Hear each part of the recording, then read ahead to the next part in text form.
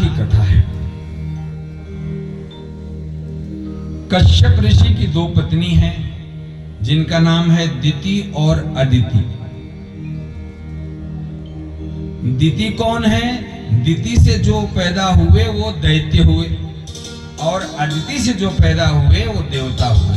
अर्थात ये दैत्य और देवता दोनों भाई भाई हैं। माताएं दो हैं और पिता एक है। कश्यप ऋषि के संतान ये दैत्य भी हैं और देवता भी हैं।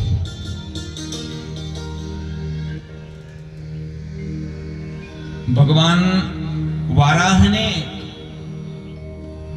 जब हिरण्याक्ष को मार दिया तो हिरण्याक्ष की जो मां है दिति वो बहुत दुखी हुई। उसके मृत शरीर को लेकर विलाप कर रही है कि मेरे पुत्र को मार दिया गया।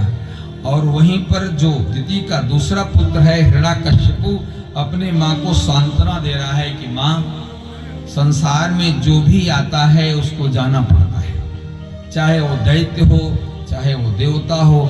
जो भी आया है, जिसने भी शरीर धारण किया है, उसका नाश होता ही होता है। ये हिरण्याकश्यपु अपने मां को समझा रहा है। और फिर हिरण्याकश्यपु कहता है कि मां, तुम्हारे विलाप को देखकर मैं तुमसे वचन देता हूं कि हमारे भाई को विष्णु ने मारा है, मैं विष्णु को मारूंगा। माता, इसके लिए मुझे तप करने जाना पड़ेगा, तप से बल प्राप्त होगा और उस बल से मैं विष्णु से युद्ध करूंगा और अपने भाई का बदला लूंगा। अपने भाई का अंतिम संस्कार करता है और हिरण्याकश्यपु तप करने के लिए चले गए। यहां इंद्र को पता चला कि हिरण्याकश्यपु तो तप करने गया है। इंद्र ने हिरण्याकश्यपु के राज्य पर आक्रमण कर दिया। दैत्यों को मार दिया और साथ में जो हिरण्याकश्यपु की पत्नी थी उसको पकड़ लिया और पकड़कर ले जाने लगे। रास्ते में नारद जी मिल गए। नारद जी ने कहा कि अरे इंद्र, तुम देवताओं के राजा हो और एक अबला को पकड़कर ले जा रहे हो और अबला को मारने के लिए ले जा रहे हो, तुम्हें शर्म आनी चाहिए, तुम देवताओं के राजा हो। इंद्र ने कहा कि गुरुदेव, हम इस कयादु को, जो हिरण्याकश्यपु की पत्नी है, उसको मारने के लिए नहीं ले जा रहे हैं। इसके गर्भ में एक राक्षस पल रहा है, हम तो उस राक्षस को मारने के लिए ले जा रहे हैं। नारद ने कहा, अरे इंद्र, इसके गर्भ में कोई राक्षस नहीं, भगवान का परम भक्त पल रहा है। जब नारद जी के मुख से इंद्र ने ऐसा सुना तो कयादु के सामने हाथ जोड़कर क्षमा मांगी और कयादु की परिक्रमा करके इंद्र चले गए। अब कयादु ने नारद जी से निवेदन किया कि गुरुदेव, हम अब कहां जाएंगे?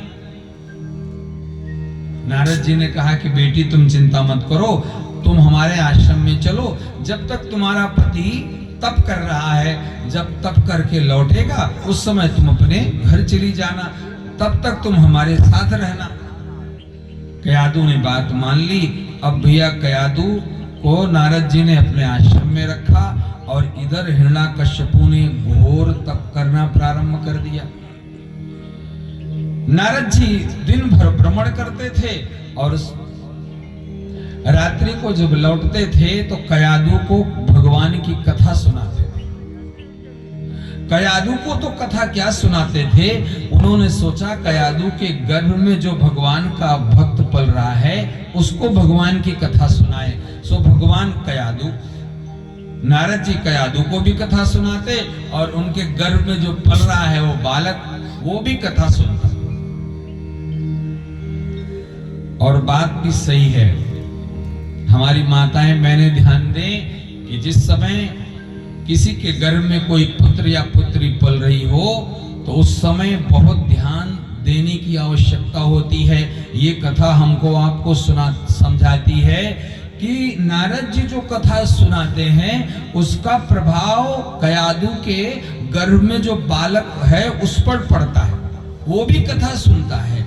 अर्थात गर्भ में जो भी बालक बालिका पल रही है, माँ जो भी सोचती है उसका असर उस पर जाता है, जो भी देखती है उसका असर उस पर जाता है, जो भी पढ़ती है उसका असर उसके पुत्र पुत्री पर जाता है। इसलिए हम आप भी सावधान रहें। जब भी ऐसी स्थिति में हम आप हो तो हमारी माताएं बहनें ध्यान दें कि हम उस समय अच्छा सोचें, उस समय हम आप अच्छा पढ़ें। तभी तो हमारे शास्त्र बताते हैं गर्भवती स्त्री को सावधान रहने की आवश्यकता है, क्योंकि वो जैसा सोचेगी उसका असर उसके गर्भ में पल रहे बालक पर पड़ेगा। हमारे देश के बहुत महान संत हैं पूज्य मुरारी बाबू, राम कथा करते। एक बार कहीं राम कथा कर रहे थे तो जहां पर वो रुके थे वहां पर एक उनकी कोई भक्त पहुंची। बोले बापू, हमारा जो बेटा है ना वो बहुत टीवी देखता है, पढ़ता नहीं है, महाराज कुछ आशीर्वाद कर दो जिससे वो टीवी कम देखे और पढ़ाई ज्यादा करे। तो बापू जी ने पूछ लिया, देवी आपको बुरा न लगे तो मैं आपसे कुछ पूछूं? बोले गुरुजी आप पूछो। बापू ने पूछा कि देवी ये बताओ, आपका बेटा तो टीवी देखता है लेकिन आप भी टीवी देखती हो? बोले महाराज हाँ, हम भी टीवी देखते। जब गर्भ में था तब भी आप टीवी देखती थी? हाँ महाराज, जब गर्भ में था तब से टीवी देखती हूँ। तो बोले भैया उसके खून में टीवी देखना आ गया। अर्थात उस समय माँ को सावधान रहना, क्योंकि आपके पेट में जो पल रहा है सब कुछ वो भी देख रहा है, अचेतन मन में उसके जा रहा है। तो नारद जी कथा सुनाते हैं कयादू को, और कथा सुन लेते हैं कयादू के गर्भ में बैठे छोटे से प्रहलाद। हिरण्याकश्यपु ने घोर तप किया, भगवान ब्रह्मा प्रकट हुए, हे हिरण्याकश्यपु वरम ब्रूयात, वरदान मांगो, मैं तुमसे बहुत प्रसन्न हूँ, तुम्हारे तप से बहुत प्रसन्न हूँ, वरदान मांगो।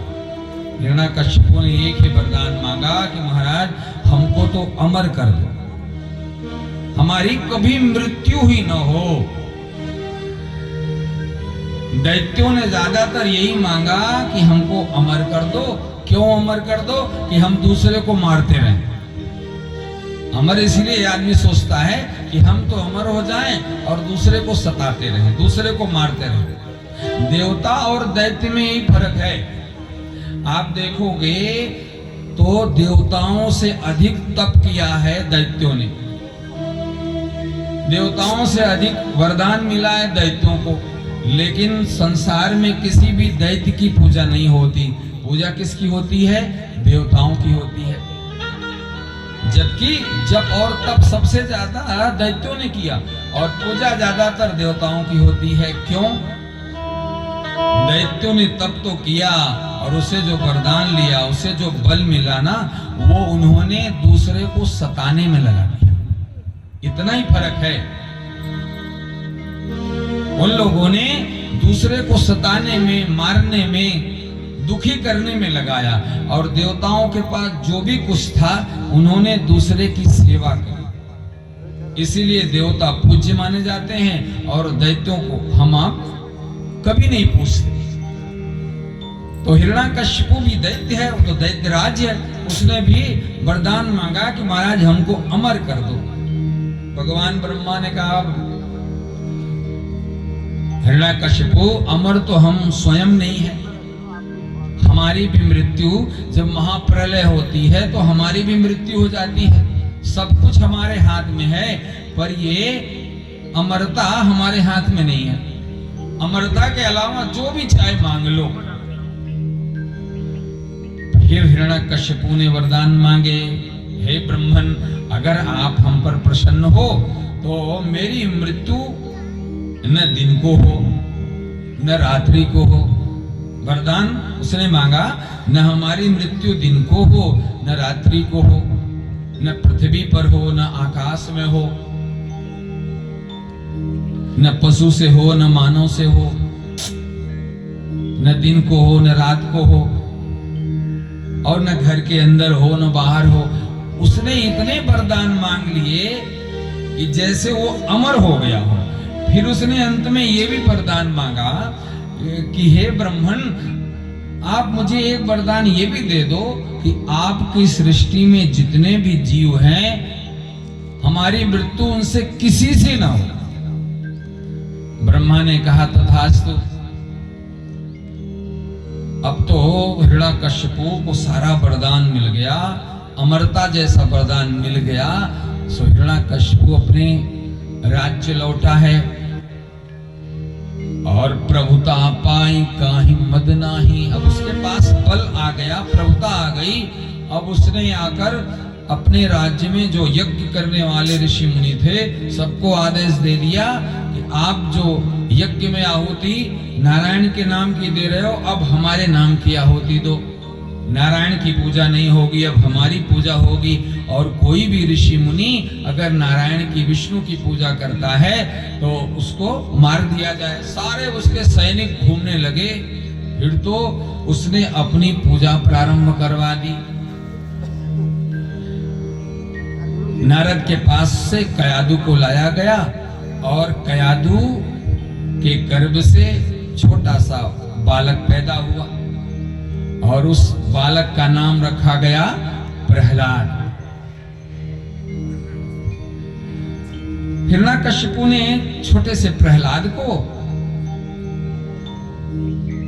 संडामर्क जो विद्यालय के गुरु थे उनको सौंप दिया कि अब इसकी आप शिक्षा करो।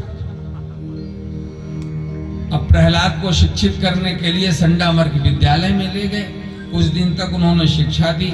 एक दिन प्रहलाद को लाकर हिरण्यकश्यपु के पास रखा गया। तो हिरण्यकश्यपु ने देखा कि मेरा पुत्र कौन सी शिक्षा ले रहा है, जरा उसकी परीक्षा करनी चाहिए। हिरण्यकश्यपु ने प्रहलाद को गोद में रखा और पूछा कि बेटा, तुमने कौन सी शिक्षा ली, तुम्हें कौन सी शिक्षा सबसे सुंदर लगी? तो प्रहलाद तो नारद जी को अपना गुरु पहले ही बना चुके थे और नारायण की भक्ति उनके जीवन में छोटेपन से आ गई थी। सो प्रहलाद ने कहा कि पिताजी, ये संसार जो है ना, एक अंधकार से भरा हुआ कुआं है और उस कुएं से अगर उबरना है तो नारायण का नाम लो, नारायण का नाम लो। जब हिरण्यकश्यपु ने प्रहलाद के मुख से नारायण का नाम सुना, बहुत क्रोधित हो गया। उसने कहा कि तू मेरे शत्रु का नाम लेता है, जिसने मेरे भाई को मार दिया, और मैं जिसे मारने के लिए घूम रहा हूं, तू मेरे शत्रु का नाम लेता है। संडामर्क को बुलाया कि तुम लोग इसको कौन सी शिक्षा दे रहे हो, ये मेरे शत्रु का भक्त बन गया है, ले जाओ, ध्यान रखो। ऐसा तो नहीं है कोई देवता तुम्हारे विद्यालय में आता हो और ये नारायण के विषय में कुछ सिखाता हो, फिर से ले जाओ और ध्यान रखना कोई देवता इनसे मिल ना पाए। अब भैया प्रहलाद को संडामर्क लेके पहुंचे अपने विद्यालय। अब संडामर्क करें क्या? प्रहलाद उनकी बात माने नहीं।